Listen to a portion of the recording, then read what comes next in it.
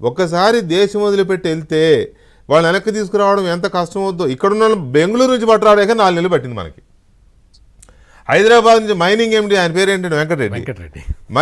హైదరాబాద్లో దాక్కున్న వెంకటరెడ్డిని తీసుకెళ్ళడానికి మనకి 3 నెలలు 4 నెలలు పట్టింది ఆ పోలీసులకు. అప్పుడు తెలిసిందే కదా, ఇవన్నీ మనమేమి సీక్రెట్ ఏం లేవు అందులో. అలాంటిది ఆల్రెడీ ఈ కేసులో ఈ కసిరెడ్డి రాజశేఖర్ రెడ్డికి అత్యంత సన్నిహితులైన ముగ్గురు అనుకుంటా, ముగ్గురు ఆల్రెడీ దేశంలో పెట్టి వెళ్ళిపోయారు. ఎప్పుడో వెళ్ళిపోయారు. ఇది తవ్వుతున్నారని తెలిసి ఈ దేశం దాటిచ్చారు. మరి ఈయన కూడా వెళ్ళిపోయాడని ఇప్పుడు నేను ఇందాక చెప్పాను కదా, నాకు ఎవరో చెప్పారు, చాలా కీలకమైన వ్యక్తి ఒక ఆయన చెప్పారు, ఇట్లా ఆల్రెడీ నేపాల్ నుంచి వెళ్ళిపోయాడండి, ఎప్పుడో వెళ్ళిపోయాడని.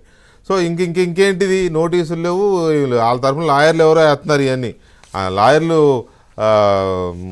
యాంటిసిపేటరీ బెయిల్ కోసం పిటిషన్ వేయాలంటే అతను ఉండాలి ఏంటి, పోయేటప్పుడు సంతకాలు పెట్టి వెళ్ళిపోతే అయిపోలా, కొన్ని సంతకాలు వీళ్ళే పెట్టేస్తారేమో. సంతకాలు పెడితే అయిపోతుంది. రామకృష్ణ గారు, వెంకటకృష్ణ గారు, ఆయన పార్టీ అవసరం లేదండి, అదే ఇంట్రెస్టెడ్ పర్సన్ అని ఉంటది. ఇంట్రెస్టెడ్ పర్సన్ అండి. ఇంట్రెస్టెడ్ పర్సన్ అంటే వైఫ్ కావచ్చు, ఫ్రెండ్ కావచ్చు, తాత కావచ్చు, మరి ఎవరైనా కావచ్చు. ఇంట్రెస్టెడ్ పర్సన్ కెన్ సైన్డ్, అది పక్కన పెడదాం. ఇక్కడ వెంకటకృష్ణ గారు ఇక్కడ ఒకటి గమనించాలండి. ఈ ఇష్యూ అన్నది భారత పార్లమెంటు సాక్షిగా ఒక హానరబుల్ మెంబర్ పాయింట్అవుట్ చేశాడండి. 4,000 కోట్ల రూపాయలు దుబాయ్కి వెళ్ళిపోయాయని ఆయన పార్లమెంటు సాక్షిగా చెప్పాడు అంటే ఇది సామాన్యమైన విషయం కాదు. ఇప్పుడు కేంద్ర ప్రభుత్వము ఇంకా దిగాలి రంగంలోకి.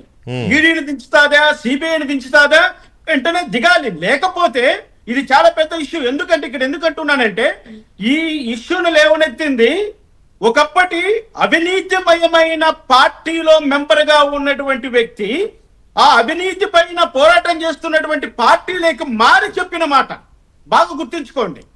అవినీతిమయమైన వైసీపీకు మెంబర్ ఆఫ్ పార్లమెంట్ గా వ్యవహరించినట్టు కృష్ణదేవరాయలు ఈ రోజు అవినీతిని ఎదుర్కొంటున్న తెలుగుదేశం పార్టీలో చేరి మాట్లాడిన మాట ఇది. దీనికి చాలా ప్రాముఖ్యత ఉంది. ఎందుకంటే ఆయన సహచర ఎంపీ మిథున్ రెడ్డి ఆ రోజు ఆయన పక్కన కూర్చుండేవాడు. ఈయనకి అన్నీ తెలుసు, కృష్ణదేవరాయలకి అన్నీ తెలుసు.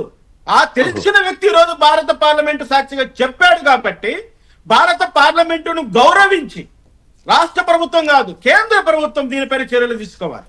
ఈడీని దించుతాదా, సిబిఐని దించుతాదా, ఇంకో డిపార్ట్మెంట్ దించుతాదా, ఏది చేస్తాదో వెంటనే తక్షణ చర్యలు తీసుకోవాల్సిన బాధ్యత కేంద్ర ప్రభుత్వాన్ని. మీరు అన్నారు దేశం నిలిచి వెళ్ళిపోయారు అనుకోండి, మనం చూస్తున్నాం. 2 ఎగ్జాంపుల్ చెప్తా. నిత్యానంద స్వామి ఆయన ఏకంగా ఒక కంట్రీని నిర్మించుకున్నాడు.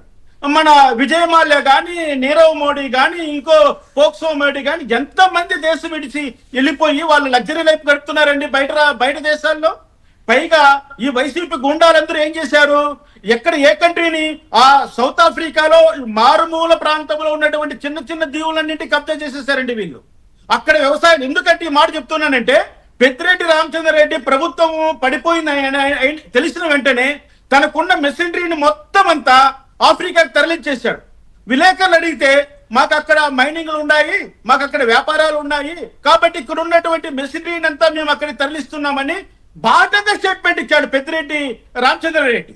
అంటే ఏంటి, వీళ్ళు 5 సంవత్సరాల సమయంలో దోచుకున్న సంపదనంతా, ఈ దేశ సంపదనంతా విదేశాలకు తరలించి అక్కడ ద్వీపాలు కొనేసుకొని అక్కడ ఎస్టాబ్లిష్మెంట్ ఏర్పాటు చేసుకొని ఇటువంటి కిలాడీలందరూ ఈ రోజు నేపాల్ మీదనో, బంగ్లాదేశ్ మీదనో, లేకపోతే శ్రీలంక పైనో, మాల్దీవులో ఈ విధంగా వెళ్ళిపోయి అక్కడి నుంచి డిస్టర్బ్ అయిపోయి వెళ్ళిపోతున్నారు.